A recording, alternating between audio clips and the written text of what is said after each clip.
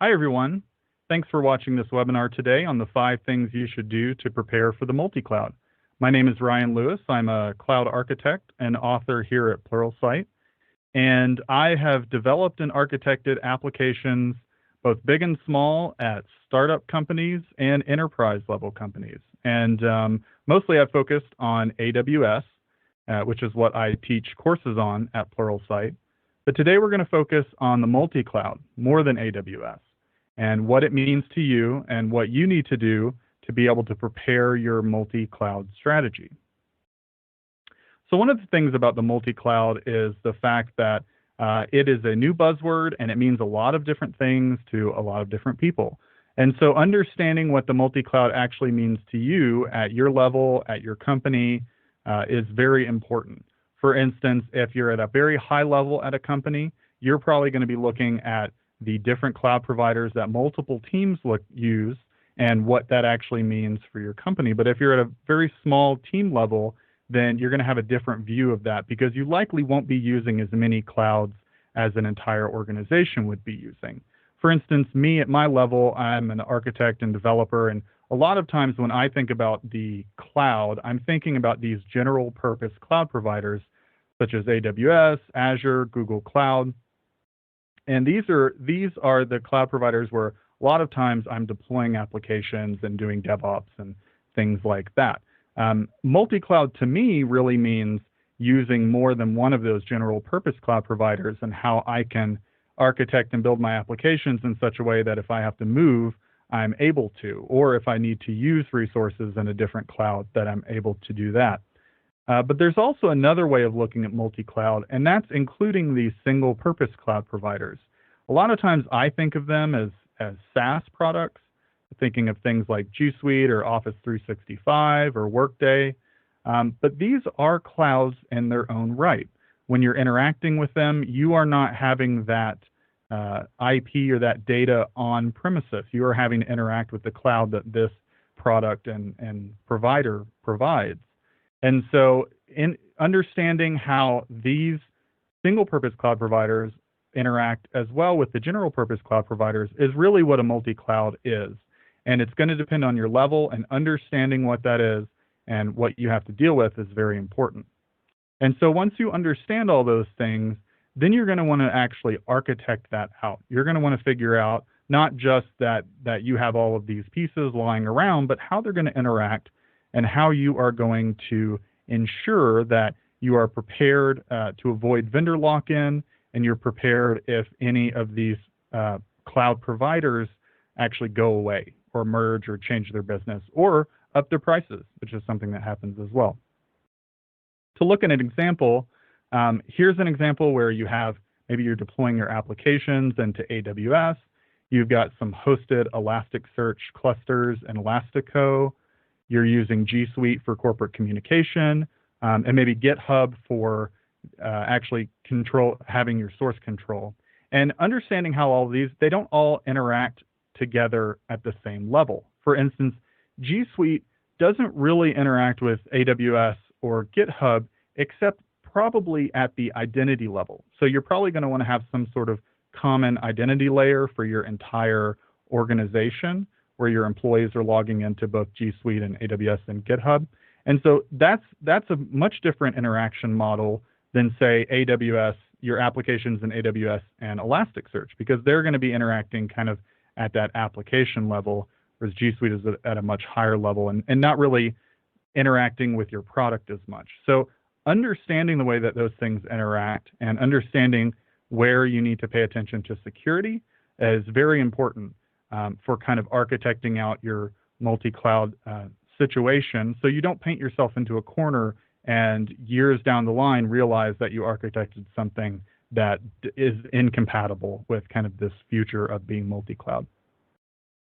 Once you understand the pieces that you have, how they're going to interact, you really need to train your team. One of the reasons that this is even on this list is because it's very, very unlikely that you're going to find someone off the shelf who understands all of these different clouds. It's much more likely that you're going to find people who are specialists in one or maybe two clouds and be able to find them. And once you get them, you definitely don't want to you don't want them to shrink their knowledge. You want them to expand their knowledge, and you're going to have to train them. There are a lot of lessons in each one of these clouds that can be carried over. So training isn't going to necessarily be from scratch like it may be with someone who has no knowledge, but you're definitely going to have to do training. And here's where I like to plug Pluralsight, because it's one of the ways that I've learned about more clouds than AWS, is because Pluralsight has training on all the clouds. And because of their subscription model, you don't have to pick a few. You can have access to all the training available. And if you want to learn AWS, you can learn it from me on there. So once you've architected everything out and you understand what you need to build, and you've done the training so everybody knows what to do, it's time to actually build the multi-cloud. And the reason this point is here is because cloud providers focus a lot of time on what the customer wants and what the customer needs and how to make things easier for the customer. And this is great for you as the customer, but they are doing it in a way such as to create vendor lock-in. They want you to continue to be their customer, which, as long as it's good for you, can be good for you. But at some point, cloud providers typically are going to either change their business model, or they're going to merge, or they're going to shut down. Something is going to happen. It might be a good thing, it might be a bad thing, but you want to be prepared for when that happens. And so I always recommend using tools that put you in the best position possible for this multi-cloud scenario, where maybe where a provider goes down, or maybe you want to start using multiple cloud providers at once. Some examples of these are Terraform, serverless scaler. These are all tools that you can specialize in these tools, but they are actually going to be deploying to one or many different cloud providers. And that is just a part of the implementation. A lot of it is in these tools. And so I always recommend using these tools. It's always good to kind of specialize in these tools as you're training your team. Picking the tools that are going to be right for the scenario, whether it's at the high level of managing multi-clouds or it's at the low level of deploying to one or many clouds. There's plenty of tools out here. This is just a smattering, just a sample, and using these tools are going to put you in the best possible position. And the last thing that you should do is to prepare to be agile, because this multi-cloud world that we're in is not going to end. We are going to continue to be in this multi-cloud, and it's only, I predict that it's only going to get worse. It's only, in a good way, there are only going to be more options available to you. And so as you kind of develop out and architect your multi-cloud strategy, one of the key things about this is you don't necessarily want to depend so much on any one of these providers, because tomorrow they could be shut down. The cloud is not kind of the same as, say, support for like Java or Python language, where it takes years and years for them to get rid of old versions. This is totally different. Cloud providers can close tomorrow, and you don't have any notice, and getting your data out of that is often going to be pretty difficult.